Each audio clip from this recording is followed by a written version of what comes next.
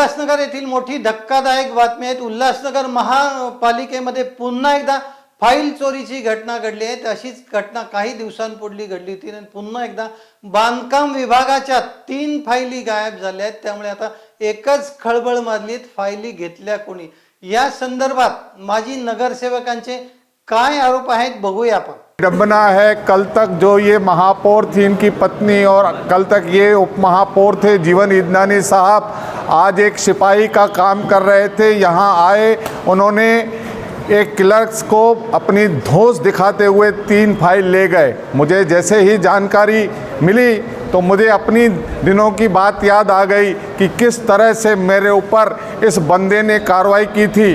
तो मौका तो सबको मिलता है, उसी मौके के अनुसार हम गए आयुक्त के पास। आयुक्त को कहा कि एक के साथ एक न्याय क्यों, दूसरे के साथ दूसरा न्याय क्यों।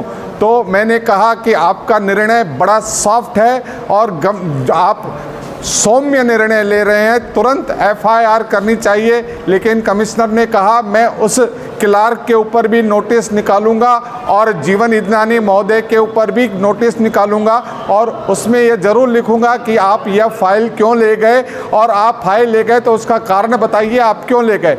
ठीक है, ये तो अधिकारी है, उसके ऊपर निर्भर करता है। हमारे टाइम में ज़रा कड़क अधिकारी था, उसने हमारे ऊपर कड़क कार्रवाई की, ये ज़रा सॉफ्ट कार्रवाई कर रहे हैं। लेकिन हमने आयुक्त से कहा है कि CCTV फुटेज को संभाल कर रखना चाहिए और हमें उसकी CCTV फुटेज मिलनी चाहिए, क्योंकि कोई कितना भी बड़ा क्यों न हो, फिर वो महापौर हो या उप महापौर हो, अगर यह काम करेगा तो उसको दंडित होना चाहिए। और मैंने हमेशा देखा है कि इनकी यह प्रैक्टिस रही है, सालों से यही काम करते आ रहे हैं। अगर खुदा न खास्ता इनके ऑफिस में रेड पड़ जाए तो कम से कम हज़ारों म्यूनसिपाल्टी के फाइल मिलेंगे, लेकिन मेरे इस भाषण के बाद वह साफ सफाई करके जल्दी कचरा बाहर फेंक देंगे। ऐसी मैं उनको एक ताकीद देता हूं कि आप जल्दी संभल जाइए और शहर को लूटने का काम बंद करिए। प्रदीप जी, जीवन इदनानी है जो खासदार के बहुत नज़दीकी समझ में आते हैं, तो इनके ऊपर कार्रवाई हो सकती है, ऐसा लग रहा है? सर देखिए, कौन किसके नज़दीक है उसके बारे में मैं ये नहीं कह सकता कि कौन किसके नज़दीक है, खासदार के कौन नज़दीक है,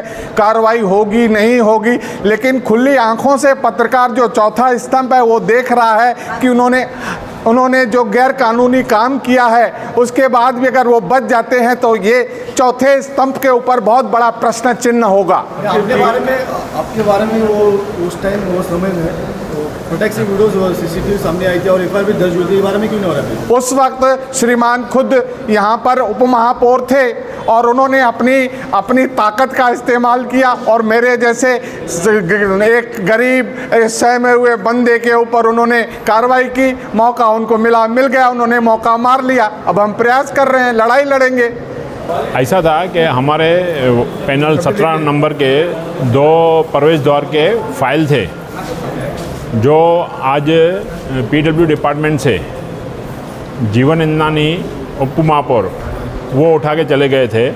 तो हमें जैसे ही मालूम पड़ा तो हमने आके डिपार्टमेंट से पूछा कि भाई उनको किस हिसाब से आप लोगों ने ये फ़ाइल दी है।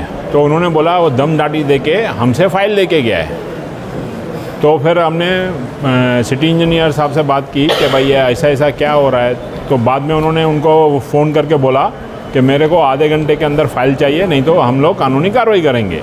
तो फिर उन्होंने आधे घंटे में वो फ़ाइल रिटर्न भेजी है PW डिपार्टमेंट को। टोटल कितने फाइल थी और ये कितने की थी? ऐसे 2 फाइल थे, 10-10 लाख रुपए का निधि से अभी मान्यता के हिसाब से डिपार्टमेंट में दी हुई थी। या संदर्भात अजित शेख आयुक्त महानगरपालिका उल्हासनगर यांनी न्याय दरबारची प्रतिक्रिया देताना या संदर्भात काय आदेश दिलेत बघूया। एक फाईल जी आहे PWD डिपार्टमेंटमधील ती आमच्या कर्मचाऱ्यामार्फत एका माजी सन्माननीय सदस्यांना देण्यात आलेली आहे आणि ती त्यांनी त्यांच्या पर्सनल किंवा त्यांच्या प्रायव्हेट ऑफिसमध्ये वगैरे घेऊन गेलेले होते, अशा प्रकारची तक्रार प्राप्त झालेली आहे।